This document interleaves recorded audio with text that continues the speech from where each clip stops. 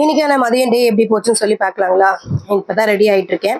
Ready ஆயிட்டு இருக்கேன். எனக்கு ஒரு கண்ணு பார்த்தீங்கன்னா டோட்டல் டேமேஜ். என்னன்னு பார்த்தீங்கன்னா வந்து ஒரு டூ வீக்ஸ் முன்னாடி வந்து கண்ணு வந்து கொஞ்சம் ரெட்டிஷா இருந்தது. ஒரு கண்ணு மட்டும் ரெட்டிஷா இருந்தது. சரி என்னன்னு சொல்லி டெஸ்ட் பண்ணலாம்னு சொல்லிட்டு ஹாஸ்பிட்டல் போய் டெஸ்ட் பண்ணி பார்த்து டாக்டர் செக் பண்ணி பார்த்துட்டு உள்ள இருக்க நர்வ்ஸ் வந்து கொஞ்சம் டேமேஜ் ஆயிருக்குன்னாங்க. சரி ஓகே மருந்து போட்டா சரியா போயிடும் அப்படின்னு சொல்லிட்டு நானும் 1 வீக்கா மருந்து போட்டுட்டே இருக்கேன்.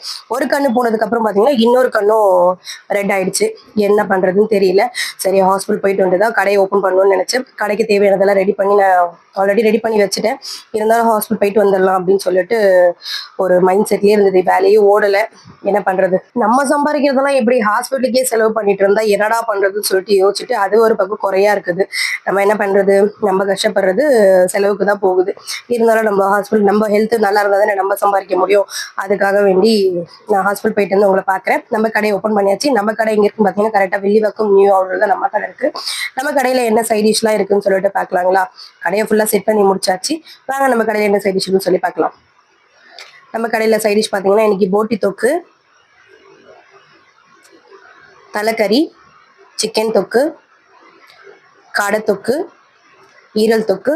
இன்னைக்கான சைட் டிஷ் அவ்வளவுதான். உங்களுக்கு எங்க வீடியோஸ் பிடிச்சிருந்தா லைக் பண்ணுங்க, கமெண்ட் பண்ணுங்க, மறக்காம சப்ஸ்கிரைப் பண்ணுங்க. நான் ஹாஸ்பிட்டல் போயிட்டு வந்து என்னோட ஹெல்த் எப்படி இருக்குன்னு கண்டிப்பா சொல்றேன். டாடா, பாய் பாய்.